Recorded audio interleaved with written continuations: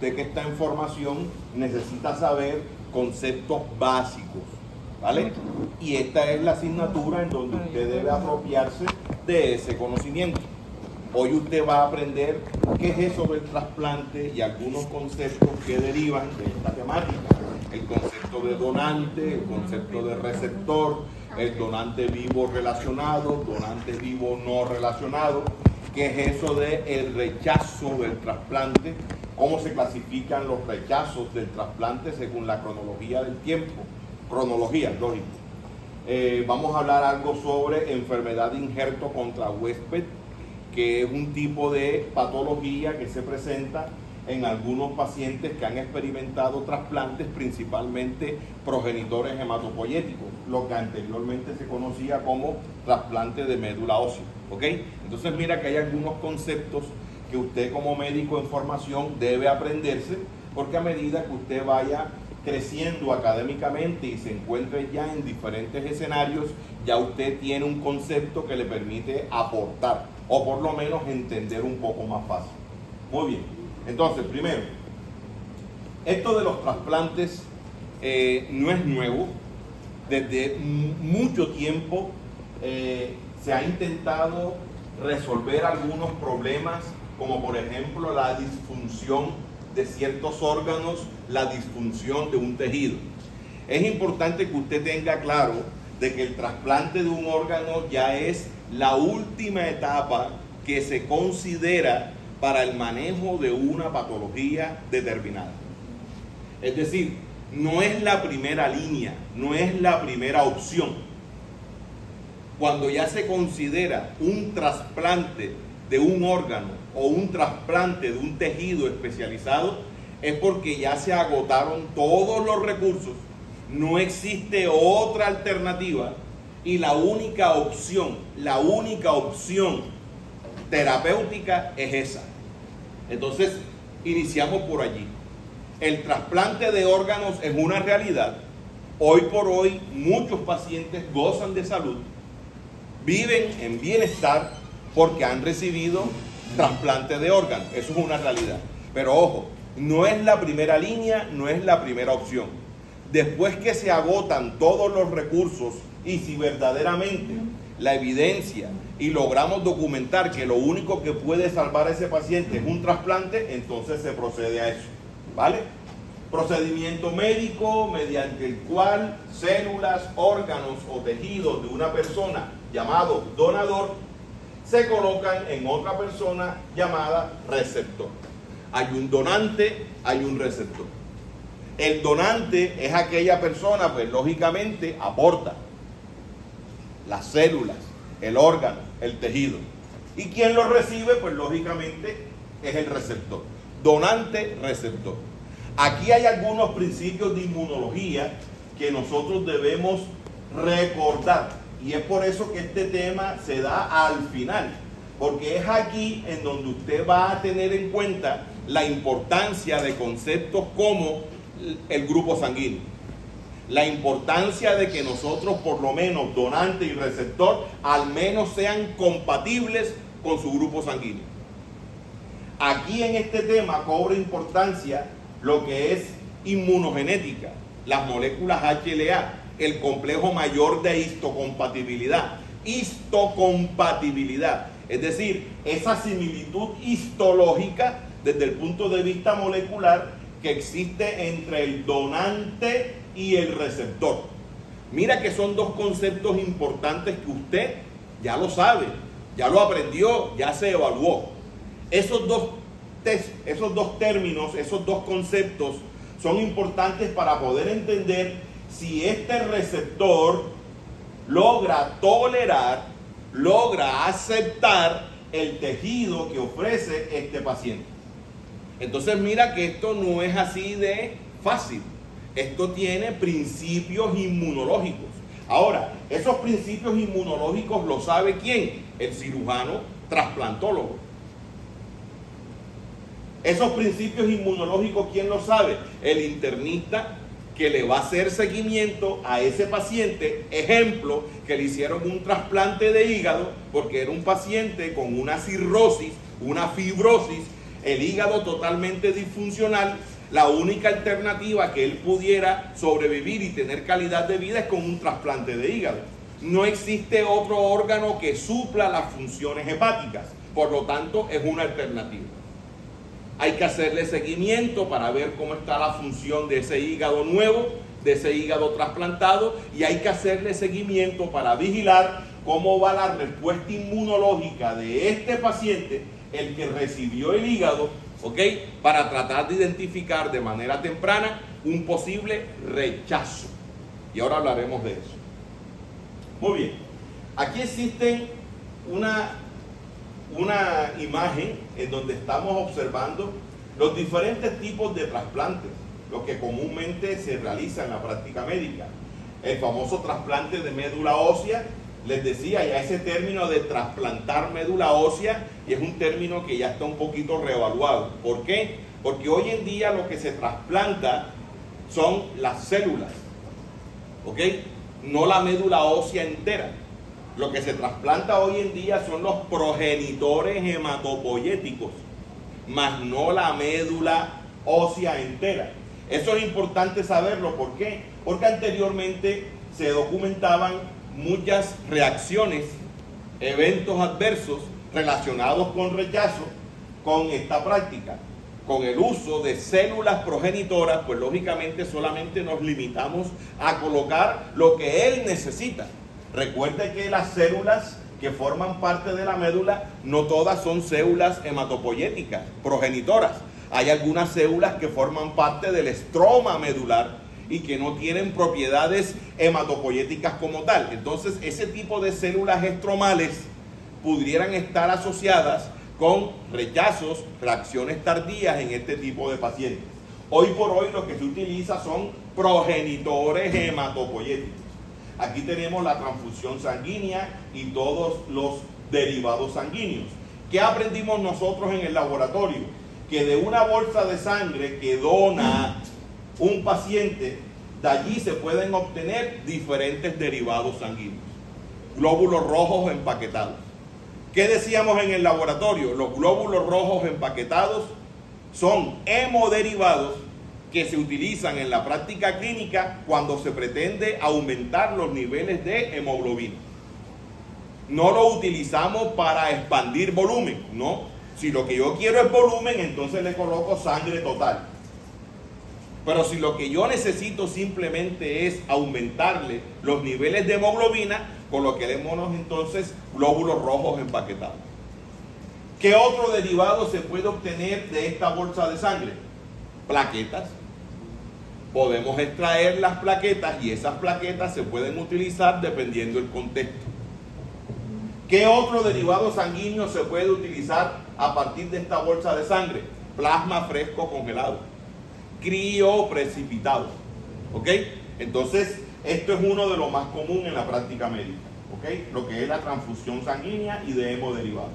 Trasplante de córnea, trasplante de hueso, injertos de piel en pacientes con quemaduras de tercer grado que esté comprometiendo una gran parte de la superficie, trasplante hepático, trasplante renal, que es bastante frecuente, el trasplante pancreático, ¿vale? Entonces mira que se pueden hacer diferentes tipos de trasplantes, ¿vale? Aquí tenemos una figura en donde se está analizando el número de trasplantes de órganos sólidos en Estados Unidos. Esto data del 2018, tipo de órgano. Entonces mira, de que aquí estamos viendo de los diferentes órganos sólidos, ¿ok? Riñón, hígado, corazón, pulmón, páncreas, intestino. Vemos que el trasplante renal es el que más se realiza. Y mira que esta epidemiología, este dato es estadounidense, pero esto no dista de lo que hacemos aquí en Colombia. Aquí en Colombia el trasplante renal es el número 1. ¿Ok? Pacientes hipertensos, pacientes diabéticos, pacientes con síndrome metabólico, pacientes con enfermedad renal crónica. ¿Ok? Después del trasplante renal viene el trasplante hepático, el trasplante cardíaco, trasplante de pulmón, páncreas e intestino. ¿Vale? Aquí tenemos entonces los diferentes tipos de trasplantes: trasplante ortotópico, heterotópico, autólogo, alogénico, xenogénico. ¿Vale? Ortotópico, hombre, si el órgano que se va a trasplantar va a quedar en el mismo sitio anatómico. Va a quedar en el mismo sitio anatómico. Heterotópico, si el órgano que se va a trasplantar va a quedar en un sitio anatómico diferente a su sitio natural. Autólogo, cuando el donante es el mismo receptor. El donante es el mismo receptor, trasplante autólogo, ¿vale? Aquí tenemos un trasplante halogénico. Recuerde que el prefijo halo significa extraño. Halogénico es el trasplante que se realiza entre individuos pertenecientes a la misma especie, pero genéticamente diferentes. Trasplante halogénico. Individuos de la misma especie, pero genéticamente diferentes. Quiere decir que el trasplante halogénico es el más frecuente, porque es el que se realiza entre dos personas que sean compatibles, tanto en su grupo sanguíneo como a nivel de moléculas HLA, ¿vale? Pertenecen a la misma especie y que genéticamente son diferentes. Muy bien.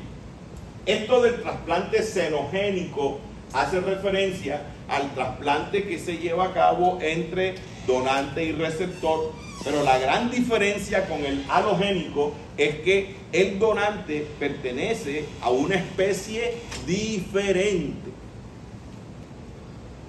Pertenece a una especie distinta. El donante. Es aquí donde comenzamos a entender el uso del trasplante cardíaco o de válvulas cardíacas porcinas en humanos. El trasplante de válvulas cardíacas provenientes del cerdo para corregir defectos cardíacos en los seres humanos. Si analizamos eso, entonces estamos hablando de un trasplante xenogénico.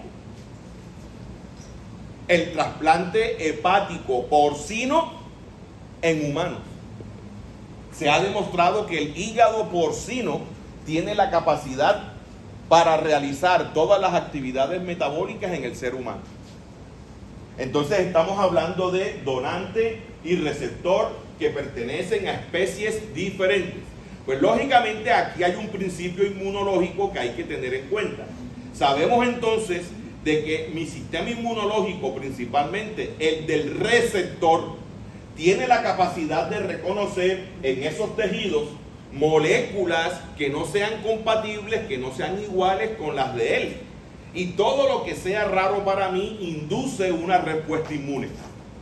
Esa respuesta inmune es lo que se conoce como rechazo. ¿Ok? Eso es lo que se conoce como rechazo.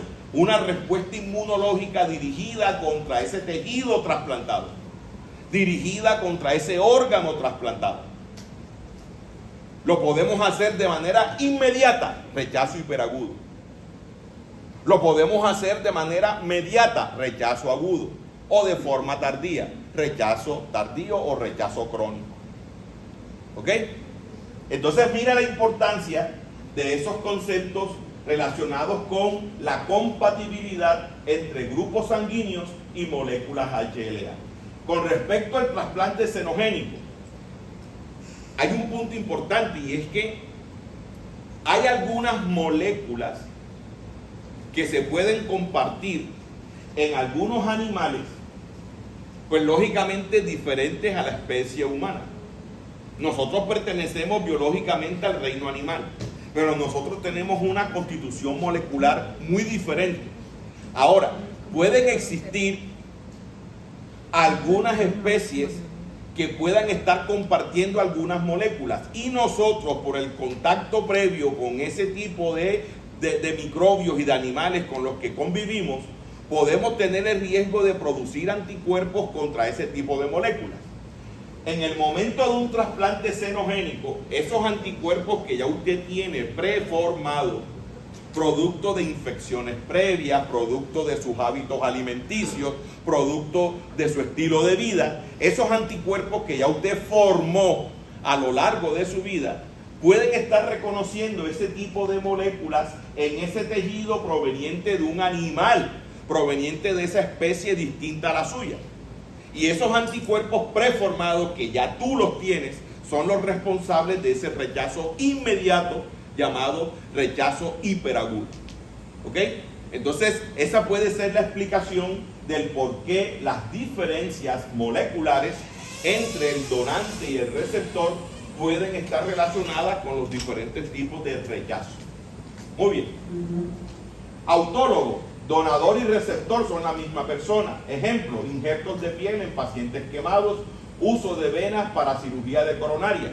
Eso es cierto, este es el famoso bypass. Ese es el famoso bypass o puente aorto-coronario. El paciente que tiene más de 3 coronarias obstruidas con un 70% de oclusión. Y si son arterias principales, pues lógicamente lo único que hay que hacer con él es un bypass aorto-coronario. ¿Con qué hacemos el puente? Con venas provenientes de la pierna. ¿Ok? La safena. Se diseca la safena, se coge la safena y esa es la que tú vas a utilizar para establecer el puente entre la aorta y las coronarias que tú quieres irrigar. Ese es un ejemplo de un trasplante autólogo. Doctor, ¿hay que hacer algún tipo de estudio para analizar la compatibilidad entre donante y receptor? No, porque quien está donando la safena es el mismo paciente, es un trasplante autólogo. No se necesita de estudios de compatibilidad y mucho menos tratamiento de inmunosupresión para evitar un rechazo. No existe riesgo de transmisión de enfermedades infecciosas. No existe riesgo de ningún tipo de rechazo. ¿Vale? Muy bien. Trasplante halogénico. Células o tejidos que se van a trasplantar provienen de otra persona, relacionada o no genéticamente con el receptor. Entonces mira que aquí surge el concepto de donante vivo, donante muerto o donante cadavérico. Donante vivo, donante cadavérico.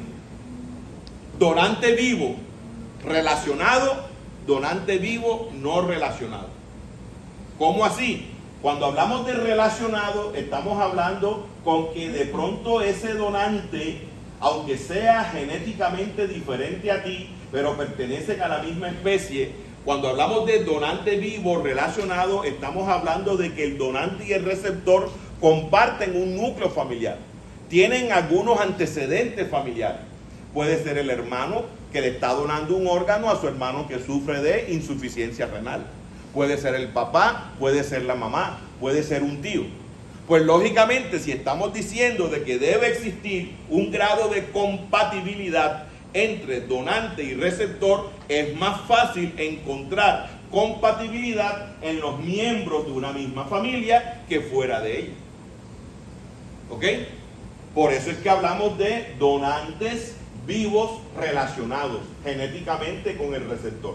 Incluye donación de padres, hermanos, hijos o donantes cadavéricos, mira, cadavéricos, pero ya este tipo de donante cadavérico tiene una limitación. Por ser tejidos u órganos provenientes de un cadáver, pues lógicamente el tiempo es importante.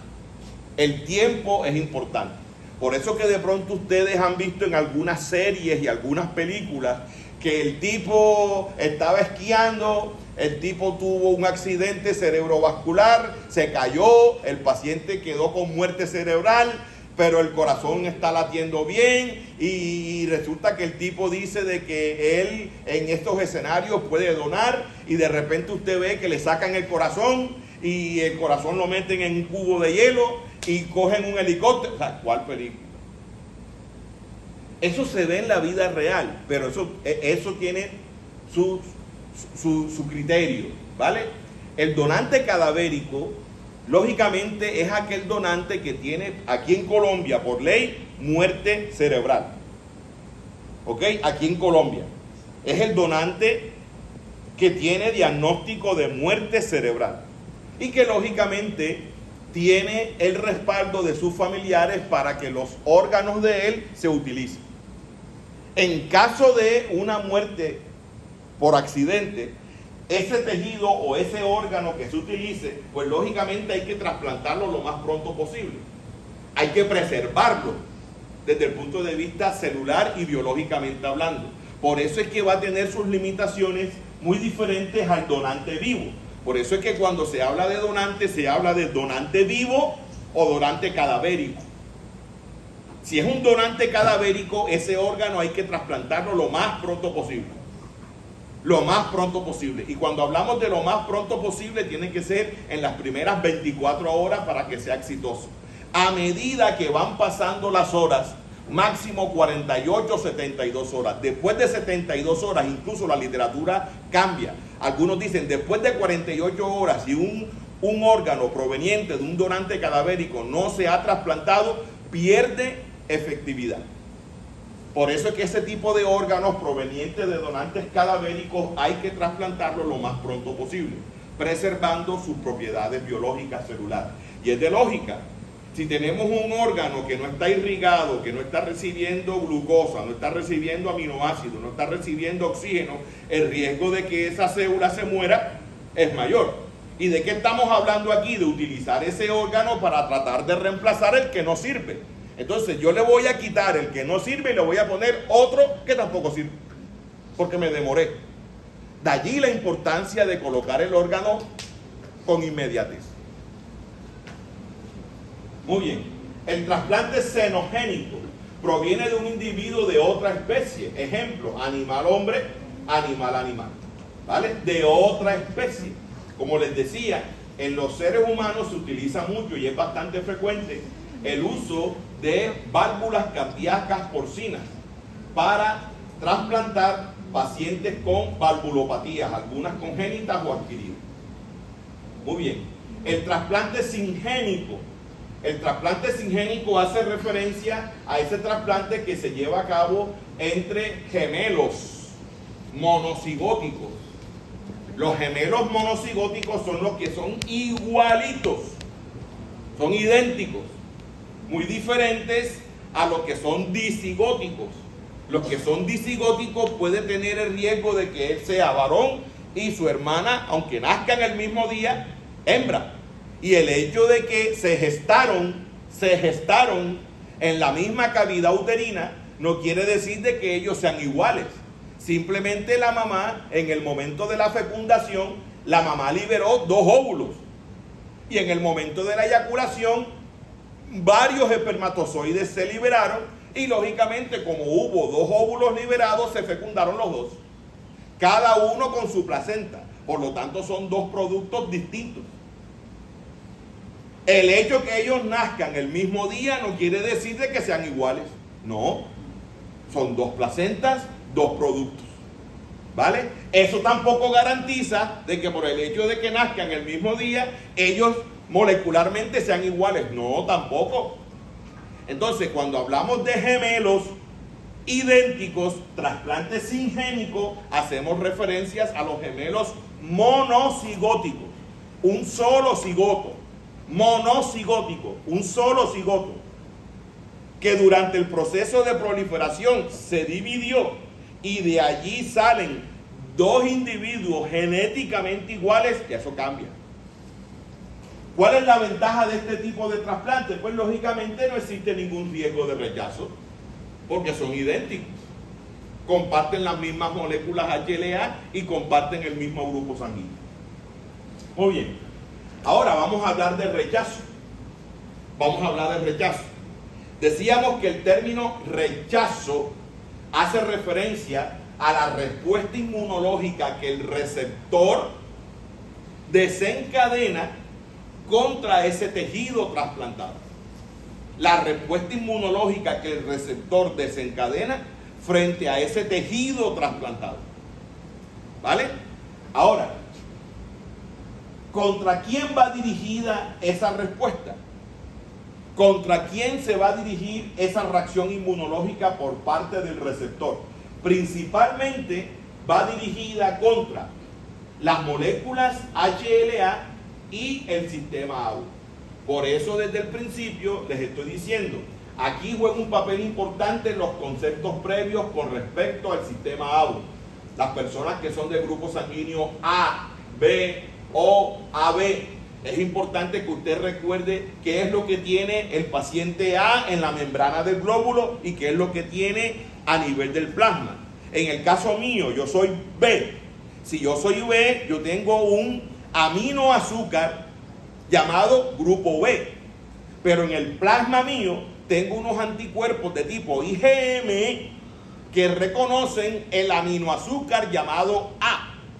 En otras palabras, si yo soy B, en el plasma tengo un anticuerpo natural contra el grupo sanguíneo A.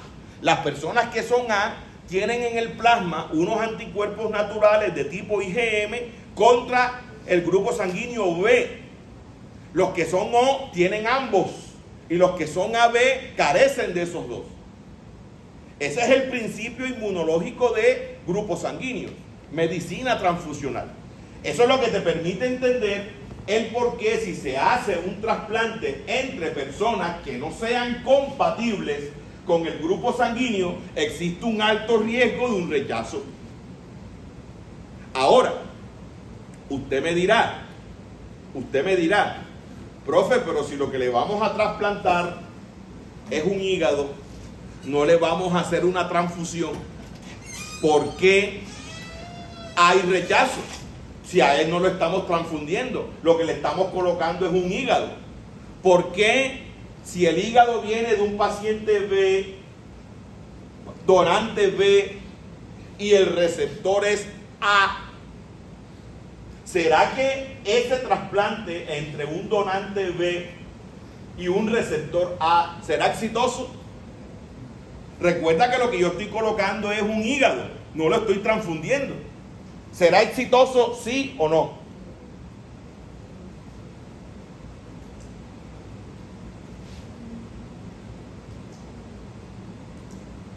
Te pongo otro ejemplo.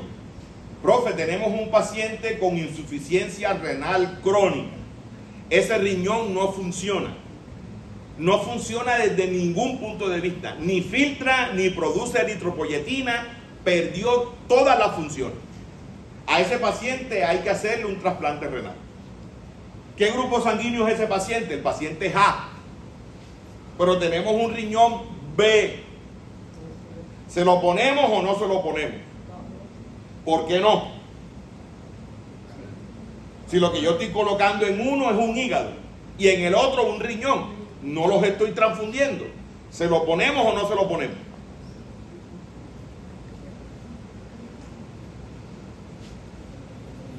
Los que estaban conmigo en el laboratorio me deben responder, porque eso lo enseñamos. ¿Qué dice el doctor? No se preocupe. ¿Qué dice el doctor? Depende. ¿De qué depende? Estamos con ABO.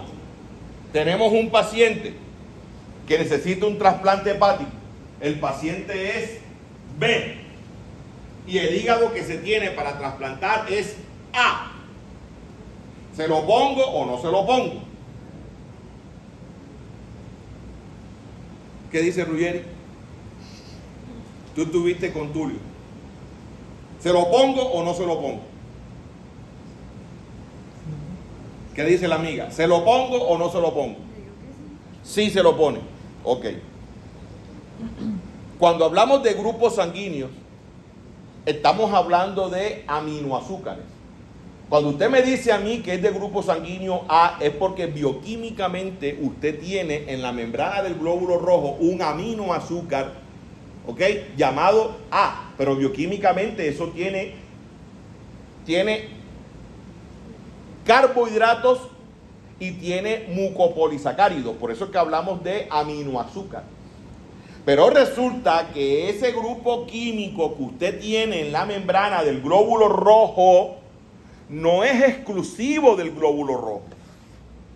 Eso también se expresa en otras células, como por ejemplo las células endoteliales. ¿Vio? Las células endoteliales expresan esas moléculas también. Entonces si ya tú sabes que ese grupo químico que te cataloga a ti como B, A, AB o 0, que es el O, eso no solamente está en el glóbulo rojo, sino también en la célula endotelial. Entonces, sabiendo eso, te repito la pregunta: ¿lo trasplanto o no lo trasplanto? No lo trasplanto.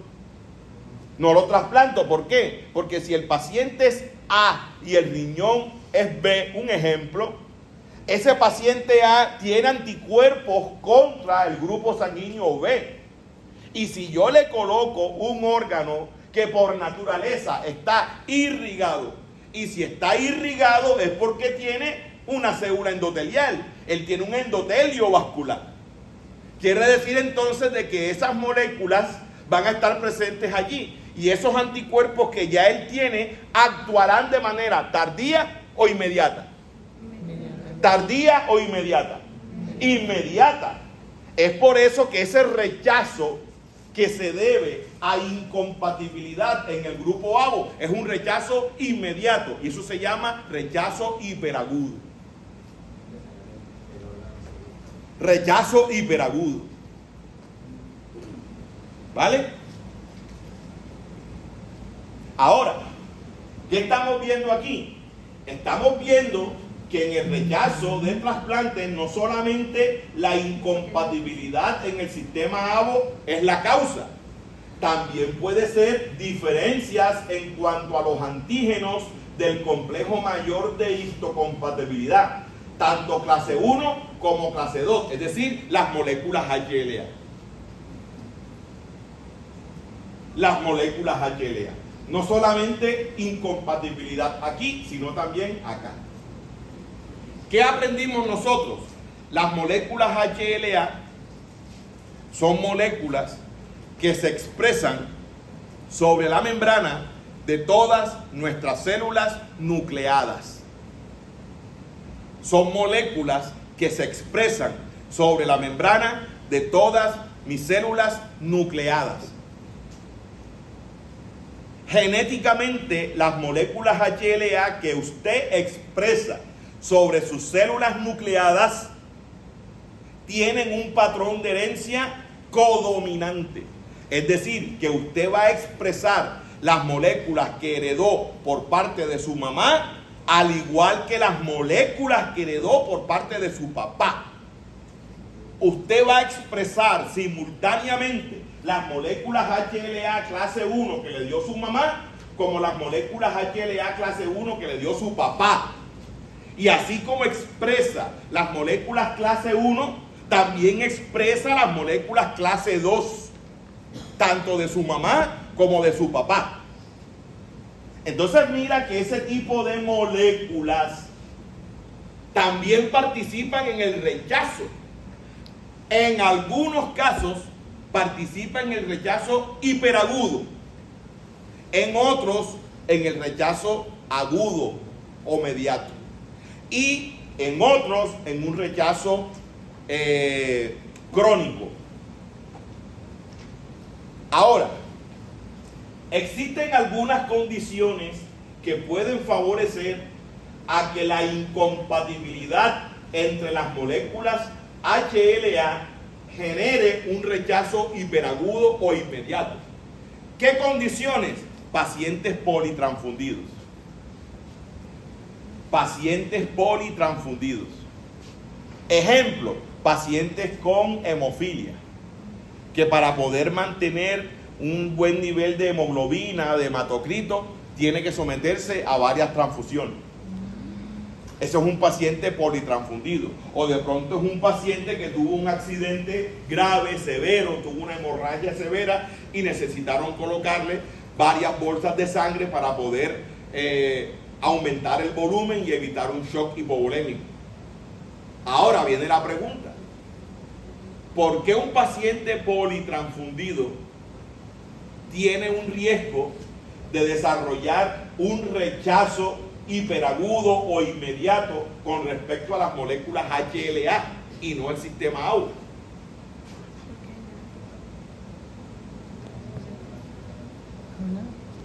Imaginémonos que el paciente tiene el mismo grupo sanguíneo del donante, por ahí no hay problema, Ambos son A.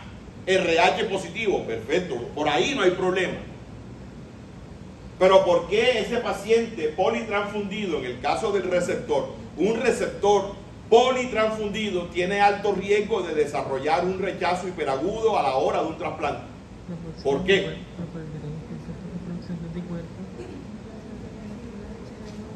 ¿Por qué? ¿Qué dice, doctora? ¿Por qué? Desarrolla anticuerpos contra las moléculas HLA de quién? Pues por el transfundido y al recibir tantas transfusiones, pues se inmuniza. Excelente, doctora. Esa es la respuesta. Esa es la respuesta. ¿Por qué le da pena? Debe tener seguridad de sus conocimientos. Esa es la respuesta, doctora. ¿Ok? Esa es la respuesta. Nunca se le olvide esto, que es la última clase. Usted está en su proceso de formación. No le dé pena emitir sus conceptos. Para eso usted está aquí y para eso está su profe. Si usted lo que está diciendo es errado, lo que tiene que hacer el profe, doctora, por ahí no es esto, lo otro. Pero no le dé pena. Su respuesta es la acertada. ¿Ok? Profe, ¿qué puede estar pasando? Cada transfusión que el paciente recibe, ¿él solamente está recibiendo glóbulos rojos? ¿Él solamente está recibiendo glóbulos rojos? No. Él también recibe glóbulos ¿qué? Blancos.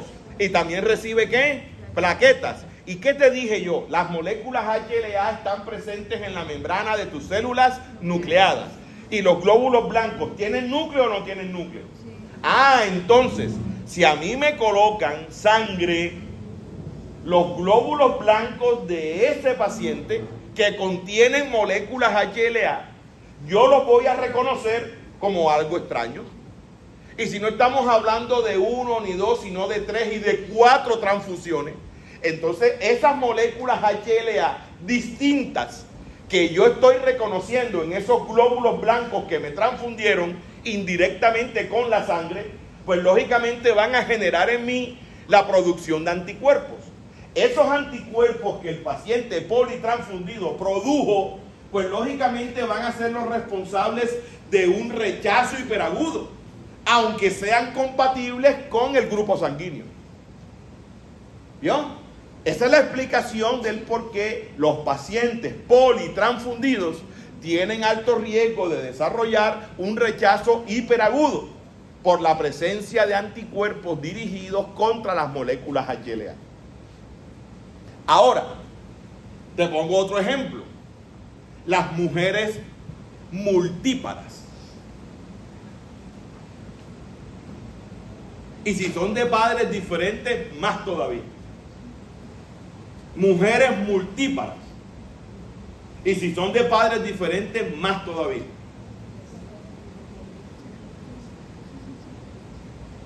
¿Qué tiene que ver que esa muchacha tenga 6 hijos y cada hijo tenga su papá? ¿Cómo así que ese escenario la predispone a ella de que en el momento de un trasplante tenga un rechazo hiperagudo? 6 pelados con un papá diferente. ¿Cómo así que ese escenario es un factor de riesgo a que ella tenga un rechazo hiperagudo en el momento de un trasplante? ¿Qué dice el doctor?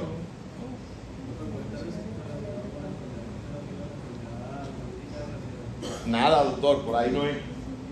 Por ahí no es. La mujer no se sensibiliza cada vez que tiene pues, un parto y como ha tenido varios. Lógico, lógico. Y si son de papá diferente, son moléculas HLA distintas. Entonces aquí la mujer, cada vez que queda embarazada y cada vez que gesta un producto con moléculas HLA distintas, ella se inmuniza. Recuerda que es diferente inmunizar que sensibilizar. Inmuniza quiere decir que produce anticuerpos solubles en el plasma. ¿Ok? Cada embarazo es una inmunización distinta. Es por eso que las mujeres multíparas tienen alto riesgo de desarrollar rechazos hiperagudos. Y no necesariamente tiene que ser por incompatibilidad en el sistema ABO. Entonces miran cómo usted hoy está aprendiendo la importancia del grupo ABO y la importancia de la molécula HLA en la inmunología de los trasplantes. ¿Vale? Muy bien. Características fundamentales de la respuesta inmune. La respuesta inmune es específica, es inducible, es transferible y genera memoria. La respuesta inmune es específica, es inducible, es transferible y genera memoria. ¿Vale? Participación del complejo mayor de histocompatibilidad 1 y 2 en la aceptación o rechazo de trasplante. La selección de donadores normalmente depende de la compatibilidad y tipificación de antígenos del sistema ABO y HLA al hacer pruebas cruzadas del suero del paciente y tejido del donante. A nivel de laboratorio, existen pruebas en donde se puede evaluar previo a la cirugía si el paciente tiene anticuerpos contra las moléculas HLA del donante. Lógicamente, eso no es ensayo y error. Eso no es trasplántalo y si comienza a hacer fiebre en menos de 6 horas y si comienza a tener hipotensión y si comienza a tener dificultad para respirar y si comienza a tener signos vitales alterados y comienza a tener inestabilidad, es porque hizo un rechazo. Eso no es así. Eso no es así. Existen estudios previos que nos permiten identificar si existe compatibilidad o no entre el donante y el receptor. Existen pruebas de laboratorio que se pueden realizar para poder identificar si hay anticuerpos contra las moléculas HLA de ese donante. ¿Qué hemos aprendido o qué hemos recordado? Que esas moléculas HLA, si bien es cierto, él va a recibir un trasplante de hígado, ya yo sé que esas mismas moléculas HLA que están en el hígado están en los glóbulos blancos. Las mismas moléculas HLA que él tiene en el riñón están en los glóbulos blancos. Es por eso que yo le tomo una muestra de sangre al donante, logro extraer o separar los leucocitos y yo sé que las moléculas HLA que están en esos leucocitos son las mismas moléculas que están en el riñón y en el hígado. Incubo esos leucocitos con el suero del paciente y posteriormente hago un análisis de citotoxicidad. Si yo me doy cuenta que los leucocitos, posterior a la incubación con el suero del receptor, me doy cuenta que están citotóxicos, recibieron lesión tisular, quiere decir entonces que en el plasma del paciente, en el plasma del receptor, hay anticuerpos contra ese tipo de molécula. Quiere decir entonces de que esa cirugía no va, porque ese donante no es compatible. Existen pruebas más sofisticadas, pruebas moleculares, y existen estudios en donde no necesitas tú de hacer un estudio, eso se llama pruebas de citotoxicidad o de microproliferación, que eso dura aproximadamente 72 horas para tener un diagnóstico definido. Resulta que hoy en día necesitamos una respuesta inmediata, expedita, ¿ok? La biología molecular y la bioinformática nos permite hacer un estudio en donde dependiendo tus genes y el genotipo de las moléculas HLA se puede inferir si puede servir como donante o no. Hoy en día todo eso se hace. ¿Qué son los antígenos HLA y cómo se heredan? Los antígenos de histocompatibilidad o moléculas clase 1 y 2 son proteínas glucosiladas que se expresan en la superficie de todas, miren, todas las células nucleadas. Todas las células nucleadas. En el caso de las moléculas de clase 1, en cambio la expresión de las moléculas de clase 2 está restringida a solo ciertas células del sistema inmune, como las células presentadoras de antígenos, incluidos los linfocitos B. Estas proteínas están codificadas por genes que se encuentran en el complejo mayor de histocompatibilidad y se heredan de forma mendeliana simple, pero se expresan en forma codominante, es decir, autosómico codominante. Muy bien. Los órganos y tejidos trasplantados pueden ser rechazados por diferencias en los antígenos de histocompatibilidad 1 y 2. ¿Vale? Es lo que se conoce por incompatibilidad. Como también incompatibilidad en el sistema ABO de los eritrocitos. Esto no es compatible. El rechazo es una respuesta inmunológica ya que cumple con las 4 características fundamentales de la respuesta inmune. El rechazo es una respuesta inmunológica, específico, transferible, inducible y genera memoria. Signos y síntomas de un rechazo. Signos y síntomas de un rechazo. Por eso es que el paciente trasplantado debe quedar en la unidad de cuidados intensivos. Hay que supervisarle los signos vitales, monitorear los signos vitales de ese paciente. ¿Ok? ¿Cuáles son los signos y síntomas de un rechazo? Hipertermia. Hipertermia. ¿Ok? Aumento de la temperatura corporal. Malestar general, anorexia, mialgias, edema, dolor en el sitio del trasplante. Aquí estamos viendo una diapositiva, esto viene de Abbas, en donde estamos viendo el reconocimiento directo de algunos haloantígenos. Cuando hacemos referencia a haloantígenos, estamos haciendo referencia a esas moléculas que son reconocidas por el receptor como partículas extrañas. Haloantígeno, ¿qué vendría siendo? La molécula HLA o el grupo sanguíneo si hay incompatibilidad. Entonces mira que hay un reconocimiento directo del haloantígeno, como también puede haber un reconocimiento indirecto del haloantígeno. Independientemente si hay un reconocimiento directo o indirecto, la consecuencia va a ser la misma. Ese tejido o esa célula va a sufrir todo el ataque inmunológico por parte del receptor. Aquí participan las células NK, participan los linfocitos CD8, el sistema del complemento, y todo con fines de destruir. Lógico, la célula NK, ella no logra discernir si es una célula infectada por virus o no. Simplemente la célula NK dice: yo aquí veo unas moléculas raras que no son compatibles con lo mío, y a mí me educaron para atacar y destruir todo lo que sea raro. Por algo son células del sistema de defensa, ¿vale? Entonces, esa respuesta inmunológica de forma directa o indirecta contra haloantígenos es lo que genera el rechazo, la lesión y el fracaso. ¿Ok? El fracaso. Aquí estamos viendo activación de linfocitos T, utilizando como ejemplo un trasplante renal. Aquí estamos viendo un nódulo linfático. Pues se colocó un riñón que lamentablemente expresa moléculas HLA diferentes a la del receptor. Inmunológicamente, ¿qué sucede? Hombre, las células dendríticas reconocen este tipo de moléculas en este riñón. Las células dendríticas transportan esas células renales a nivel del ganglio linfático más cercano.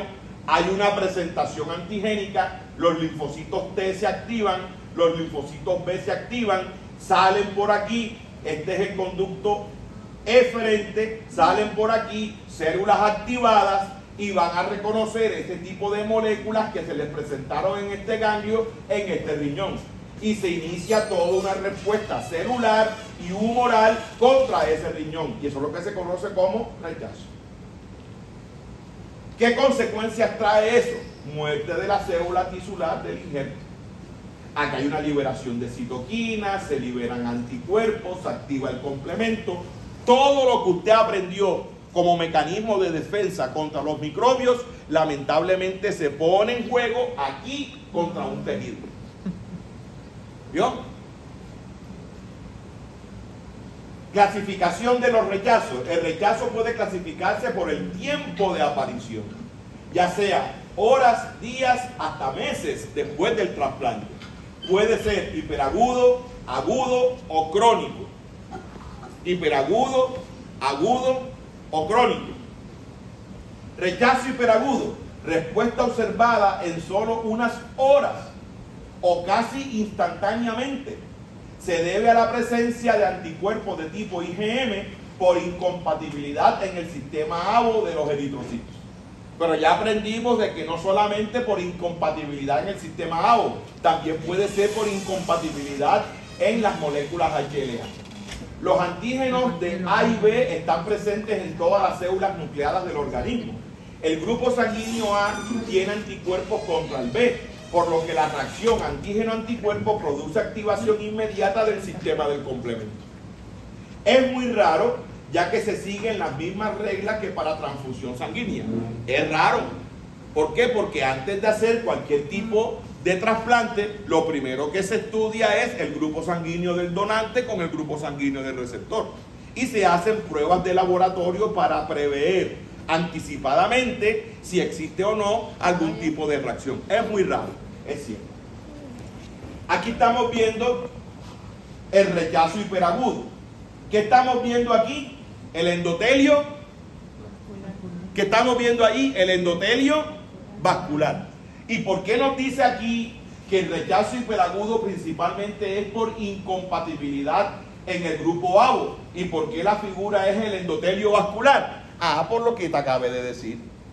Esas mismas moléculas que tú tienes en la membrana del glóbulo rojo que te sirven para la tipificación, para tu hemoclasificación, esas mismas moléculas se encuentran en el endotelio. Dalo aquí. ¿Vio? ¿Qué estamos viendo aquí? Célula endotelial. ¿Y esto qué es? El vaso sanguíneo. ¿Qué dice aquí? Aloantígeno. Aloantígeno. Por ejemplo, antígeno de grupo sanguíneo. Entonces, imaginémonos que esto que estamos viendo aquí es el grupo sanguíneo A. Grupo sanguíneo A del donante. Pero resulta que el paciente, el receptor, es B. Quiere decir entonces de que si el receptor es B, él tiene anticuerpos en el plasma contra el grupo sanguíneo A. Quiere decir que estos anticuerpos que ya él tiene preformados van a reconocer específicamente a ese aloantígeno. ¿Y qué genera eso? Si yo tengo un anticuerpo que reconoce este grupo sanguíneo, esto que estamos viendo aquí, ¿qué es? El complemento. Se activa el sistema del complemento. Si se activa el sistema del complemento, se libera C3A, C4A, C5A, que son anafilotoxinas. Y a ese sitio, ¿quiénes llegan? Los neutrófilos, los granulocitos. ¿Ok? Si se activa el sistema del complemento, se libera C3B, C4B. ¿Y para qué sirven esas moléculas? Son opsoninas. Van a favorecer la fagocitosis. ¿Y quiénes realizan fagocitosis? Neutrófilos y macrófagos. Ven acá, y toda esa respuesta que se está generando aquí va a ser dirigida ¿contra quién? Contra la célula endotelial. Si se activa el complemento, entonces se forma el complejo de ataque a la membrana. Ese complejo de ataque a la membrana, ¿sobre qué membrana se va a formar? ¿Sobre qué membrana se va a formar? Sobre la membrana de la célula endotelial. Se perfora por la acción de la perforina, se lesiona esa célula endotelial. Entonces yo hago una pregunta. Esa respuesta inmunológica que se está llevando a cabo a nivel vascular, míralo aquí, mira esto, mira la cantidad de coágulos que se están formando. Quiere decir entonces de que esos anticuerpos que ya él tiene preformados generan una respuesta inmediata, y esto es lo que está impidiendo la aceptación del trasplante. ¿Vio? Esto es un rechazo hiperagudo.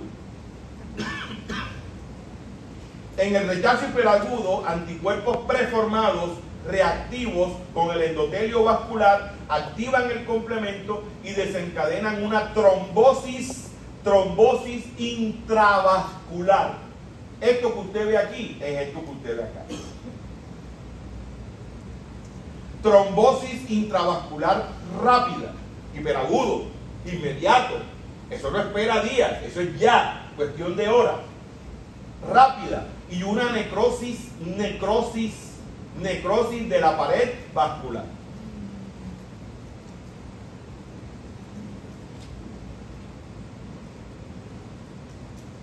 Rechazo hiperagudo que afecta a un glomérulo en un aloinjerto renal. Las manifestaciones típicas incluyen daño endotelial, trombos e infiltración leucocítica, que es lo que estamos viendo aquí. Muy bien. Rechazo agudo. Rechazo agudo. El anterior era hiperagudo, de manera inmediata, por la presencia de anticuerpos preformados. El rechazo agudo se observa varios días después del trasplante. y se debe principalmente a incompatibilidad de las moléculas clase 1 y clase 2 entre el receptor y el donante. Los linfocitos T y anticuerpos del receptor desconocen a los haloantígenos presentes en el tejido trasplantado. Los anticuerpos se forman después del trasplante, es decir, son anticuerpos de novo o nuevos, no preformados, ¿vale? Son anticuerpos que se sintetizan después del trasplante. Ya no estaban formados como lo que ocurrió en el primer ejemplo. ¿Ok? Por eso es que como ellos no estaban en el momento del trasplante, por eso es que el rechazo no fue hiperagudo. Pero como ellos comenzaron a sintetizarse después del trasplante, es por eso que los síntomas se presentan días o semanas después y no de manera inmediata. Los anticuerpos se forman después del trasplante y su reacción produce coagulación, trombosis y lesión directa localizada en los vasos sanguíneos que irrigan el órgano trasplantado. En una biopsia se encuentran tanto linfocitos CD8 como CD4 infiltrando ese tejido trasplantado. Aquí estamos viendo, mira, rechazo celular agudo, así como existe un rechazo celular mediado por linfocitos CD4 y CD8, también existe un rechazo humoral, ¿ok? En donde hay linfocitos B y anticuerpos que se están sintetizando. Claro, aquí. Cuando un paciente sufre de un rechazo agudo, ya el órgano no puede ser, por ejemplo... No es viable. No es viable, hay que sacarlo. Hay que sacar el estímulo antigénico. Pero ya no lo pueden llegar a utilizar. No es viable porque ya sufrió lesión. Eso no es funcional. Muy bien, rechazo crónico. Nosotros aquí hemos aprendido medicina y yo a ustedes les he enseñado el concepto entre agudo y crónico. ¿Qué es agudo? En medicina, ¿qué hablan? Cuando hablamos de un evento agudo es de reciente aparición, y cuando hablamos de un evento crónico, larga data. ¿Eso es lo mismo hablar de leve, moderado, severo? Son dos cosas distintas. Aquí se aprendió eso, ¿vale? Si yo quiero hacer referencia a la gravedad, yo utilizo los términos leve, moderado, severo. Pero si yo quiero hacer referencia al tiempo, yo debo hacer referencia a agudo y crónico. Entonces, si hablamos de un rechazo crónico, ya por lo que sabemos entonces de que ese rechazo, esa respuesta no se da inmediatamente y tampoco se da en días después. Esto se puede presentar meses o años después del trasplante, ¿vale?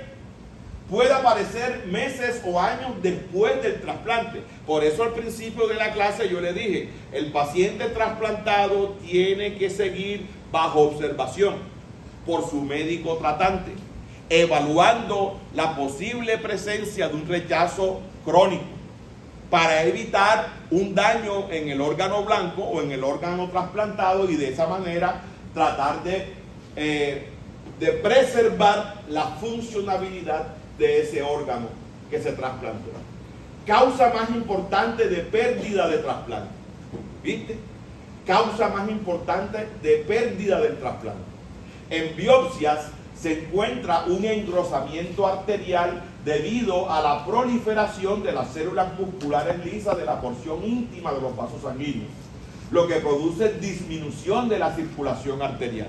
Pues lógicamente hay una estenosis. Eso es lo que se conoce como estenosis, un estrechamiento de la luz vascular, que es diferente a esclerosis, que es un endurecimiento. Hay una estenosis vascular, se reduce la luz del vaso sanguíneo del órgano trasplantado. ¿Por qué se reduce la luz, el calibre del vaso? Porque hay una proliferación de las células musculares presentes en la íntima. Pues lógicamente, no es lo mismo que tú tengas un tubo que te lleve agua a tu casa de este tamaño a un tubo que te lleve agua de este tamaño. ¿Las necesidades se van a satisfacer? No. No. Lo mismo sucede cuando la luz del vaso, que naturalmente debe ser así, lamentablemente por la respuesta crónica progresiva, se reduce. A lo que se reduce el calibre del vaso, pues lógicamente la llegada, la perfusión, la llegada de glucosa, la llegada de aminoácidos, la llegada de agua, la llegada de oxígeno, se reduce también, porque no está recibiendo el mismo aporte. Y si se reduce todo eso bioquímicamente, la célula del órgano trasplantado se muere. Por eso es que aquí se observa de que es una de las principales causas de pérdida del trasplante. La pregunta que el doctor me hizo: profe, ¿ese órgano se puede utilizar? No se puede utilizar, porque lamentablemente ya ese es un órgano que a nivel vascular está lesionado, está disfuncional, eso no sirve.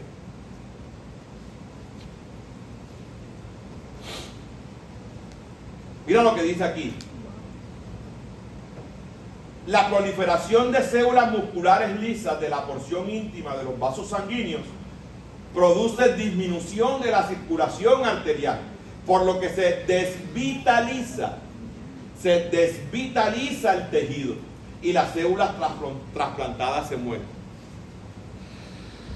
Miren lo que les decía, la célula muscular lisa vascular, mírenlo aquí, mira el calibre del vaso. Esto es lo que está garantizando un buen aporte de oxígeno, de agua, lo que se llama perfusión o irrigación. Lamentablemente, en el órgano trasplantado, la vasculatura se estrecha, eso se llama estenosis.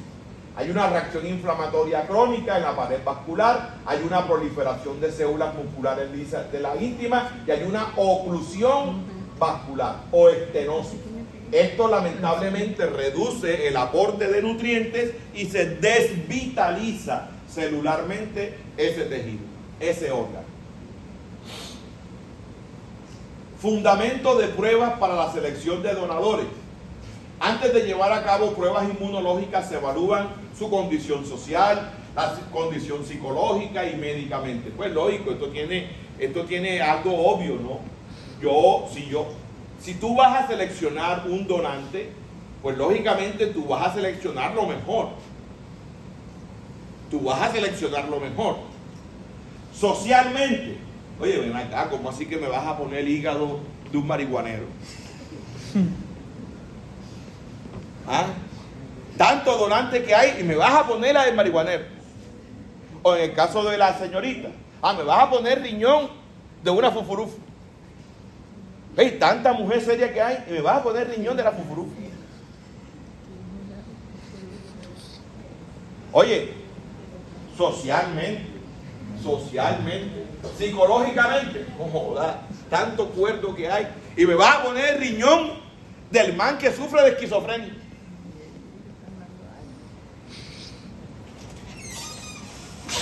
Perdón. Médicamente, oye, me vas a poner riñón de un man que tiene un poco de años de ser hipertenso, diabético o fumador. Cipote riñón es más, a él mismo le sirve. Entonces son criterios que se utilizan a la hora de seleccionar un donante. Ven acá, a nivel social, ¿a qué se dedica él? ¿No? Él estudia medicina, 4º semestre, el tipo es serio. Okay. No, ella es bandida. Oye, está esperando salir de vacaciones para disfrutar el último baile de Silvestre. Bueno, no hay necesidad de ser bandida para disfrutar de eso, ¿verdad? Porque estoy satanizando eso. Más de una se identificó y diría, profe, pero yo lo estoy haciendo y yo no soy bandida. Muy bien. Identificación de grupos sanguíneos, identificación de infecciones. Lo que les decía, ahí, ven acá, si yo voy a seleccionar a un donante, pues lógicamente no te voy a colocar a ti el riñón de un paciente VIH positivo. No te voy a colocar a ti el hígado de un paciente con hepatitis B. Pues lógico, eso creo que se sobreentiende, ¿no? Pero bueno, estamos formando médicos y el hecho de que yo lo sobreentienda, a mí como docente no me queda bien, hay que enseñarlo, ¿ok? Identificación de infecciones, VIH, citomegalovirus, virus de hepatitis B. Muy bien. Exámenes de laboratorio para la selección de donantes.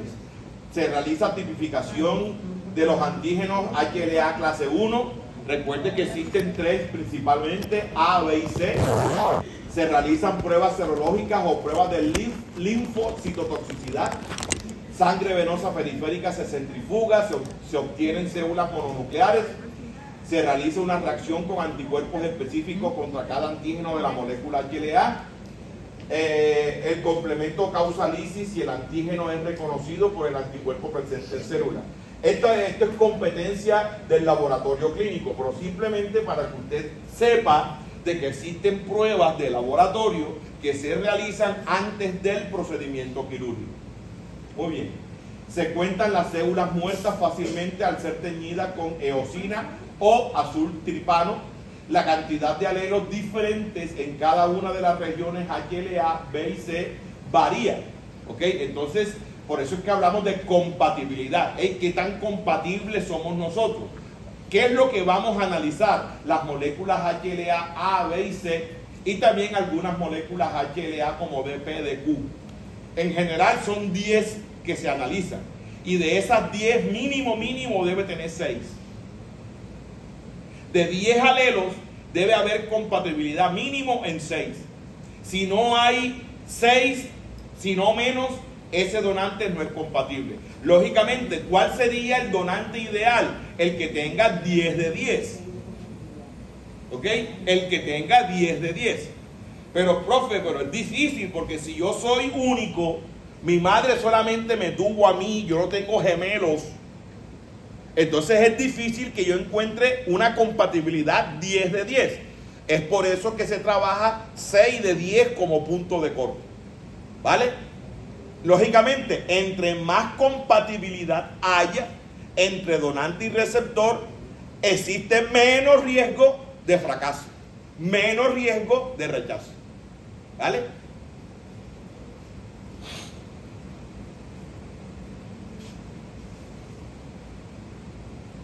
Existe esto que se llama enfermedad del injerto contra el huésped. Enfermedad injerto contra huésped. La enfermedad de injerto contra huésped es una patología que se presenta principalmente en pacientes que han experimentado trasplante de progenitores hematopoyéticos, lo que anteriormente se conocía como trasplante de médula ósea. Mira que hasta ahora lo que hemos aprendido es que la respuesta inmunológica que genera el rechazo la dirige el receptor para el donante o del donante al receptor. Lo que acabamos de aprender, rechazo, esa respuesta inmunológica, ¿quién la desencadena? ¿El donante o el receptor? Es el receptor que responde contra las células. En este escenario se cambian las reglas. El tejido que a ti se te colocó, te ataca a ti. Por eso es que esto se asocia más que todo con trasplantes de médula ósea. Es decir, el órgano linfoide y sus células que lo constituyen son las que atacan al receptor. Por eso es que se llama enfermedad de injerto, enfermedad del injerto contra el huésped. Quien genera la respuesta inmune es el injerto, lo que se trasplantó, ¿ok? Enfermedad de injerto contra el huésped, donde lo natural es huésped contra el injerto. ¿Vale? Esto es al revés. Enfermedad de injerto contra huésped. Vamos a ver qué dice aquí. Es la principal complicación de los trasplantes de células hematopoyéticas y de órganos que contienen células linfoides. Ejemplo: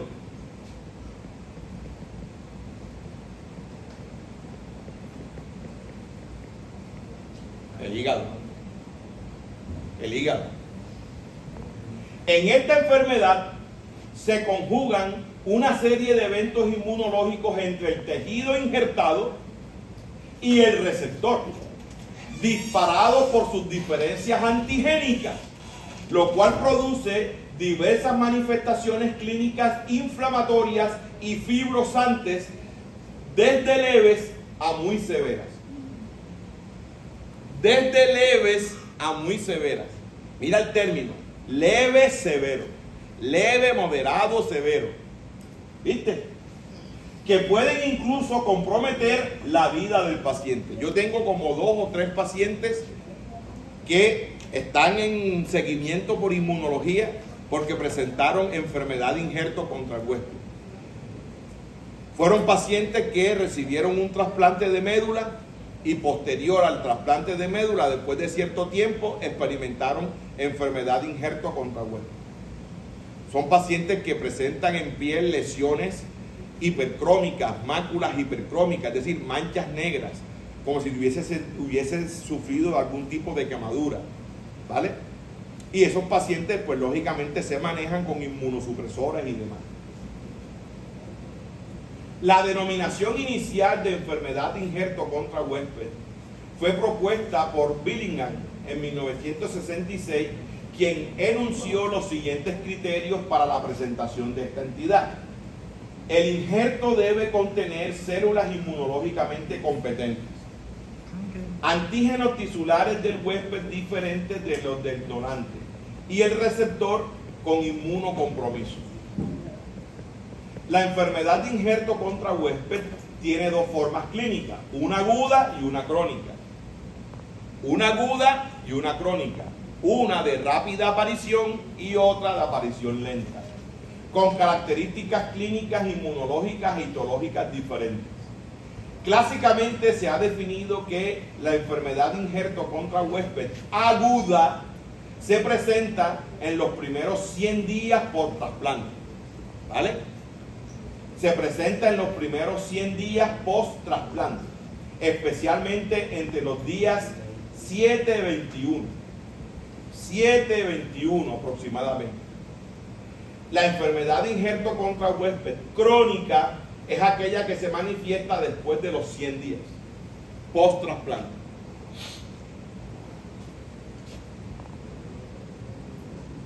Según las diferentes series, puede afectar entre el 6 al 90% de los pacientes. Estos rangos tan amplios están determinados por las diferencias en los protocolos del trasplante, las modificaciones terapéuticas, la profilaxis y los factores de riesgo. En adultos que reciben un trasplante alogénico HLA idéntico, la frecuencia promedio de presentación de una enfermedad de injerto contra huésped aguda es del 35%. Es decir, una enfermedad de injerto contra huésped que se presente dentro de los primeros 100 días, más o menos día 7, día 21, aunque tengan moléculas HLA idénticas, la probabilidad es del 35%. Bastante. Es decir, de 100 pacientes, 35 te hacen enfermedad de injerto contra huésped. Entonces aquí la pregunta es, profe, ¿y si son moléculas HLA idénticas? Si son idénticos y se supone que también el grupo sanguíneo es idéntico, ¿por qué este 35%? Porque existen otras moléculas que, aunque no se han conocido con detalle, pueden estar participando en esa respuesta inmunológica. Existen moléculas HLA que se conocen como menores, ¿ok? Moléculas HLA menores que pueden estar participando en este tipo de escenario. Manifestaciones clínicas de enfermedad de injerto contra huésped, compromiso cutáneo. Lo que les decía, estos pacientes por lo general tienen manchas hipercrómicas, es decir, manchas negras en piel que parecen que hubiesen experimentado una quemadura. Compromiso cutáneo es el más común y se manifiesta por prurito, rasquiña o sensación de dolor cutáneo y erupción maculopapular. ¿Vio? Maculopapular. La aparición de pápulas perifoliculares, eritema palmar y plantar y coloración violácea en los pabellones auriculares y cuello. Son cambios clínicos altamente sugestivos de enfermedad de injerto contra huésped agudo. Es verdad. Eso es muy frecuente. Puede haber también compromiso hepático, no solamente cutáneo. Es el segundo en frecuencia y se manifiesta por hepatomegalia, ictericia e incremento en los niveles de las transaminasas y la bilirrubina conjugada. La ictericia colestásica es común, pero la falla hepática y la encefalopatía debida únicamente a la enfermedad de injerto contra huésped aguda es rara. Es decir, hay una lesión hepática, pero no lo suficientemente severa para generar falla hepática o para poder generar alguna secuela como la encefalopatía por incremento en los niveles de amonio, por ejemplo. Compromiso del tracto gastrointestinal. La enfermedad de injerto contra huésped aguda afecta principalmente la porción distal del intestino delgado. La porción distal del intestino delgado y el colon. La porción distal del intestino delgado sería ¿cuál? Ilio. Por supuesto, muy bien. ¿Y la proximal?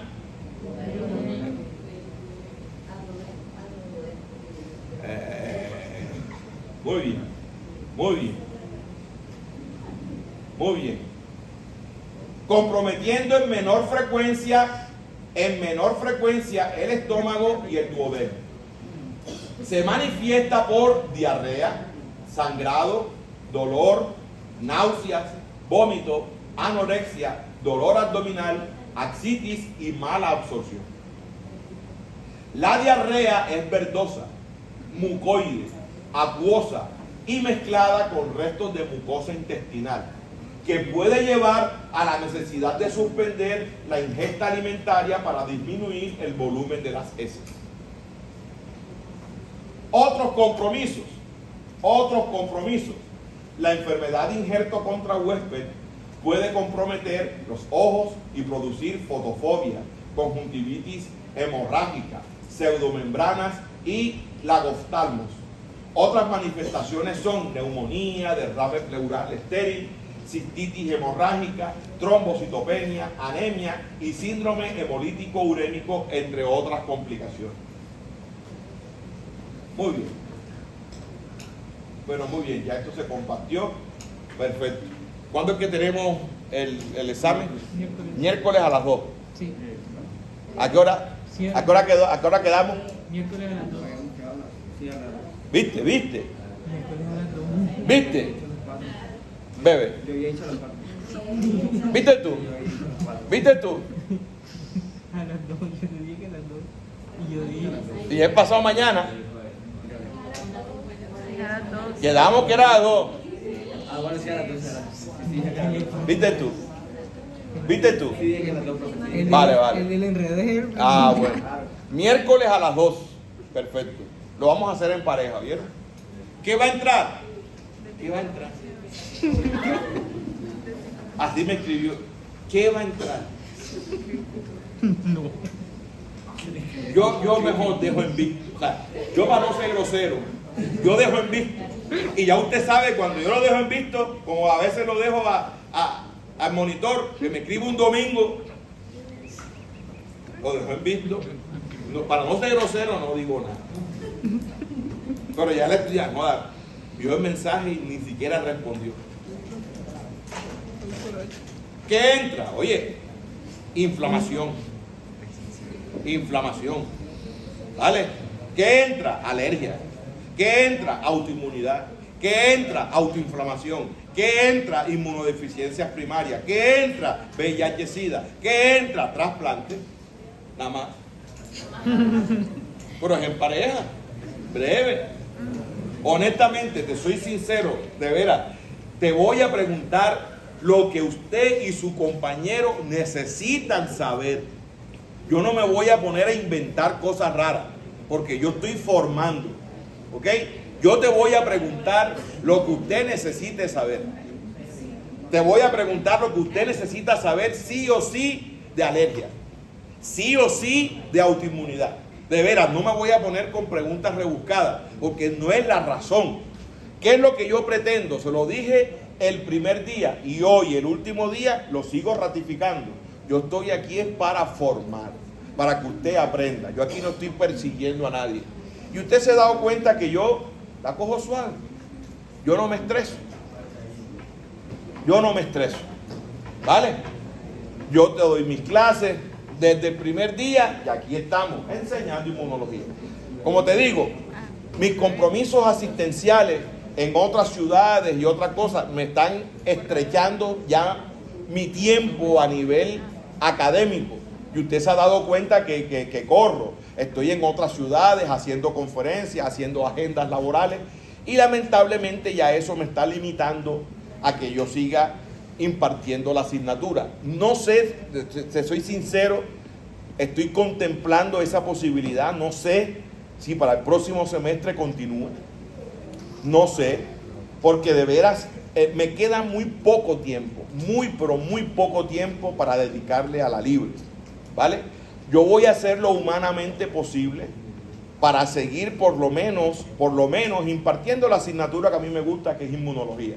Porque yo también imparto esta asignatura, pero con medicina interna, algo que se llama inmunorreumatología. Por lo menos quiero quedarme con eso, ¿ok? Por lo menos ahí sea catedrático, pero quedarme con mi academia, que yo disfruto de mi clase. Listo, doctores, nos vemos el miércoles a las 2 de la tarde. Vale, muy bien. Vale, muy bien.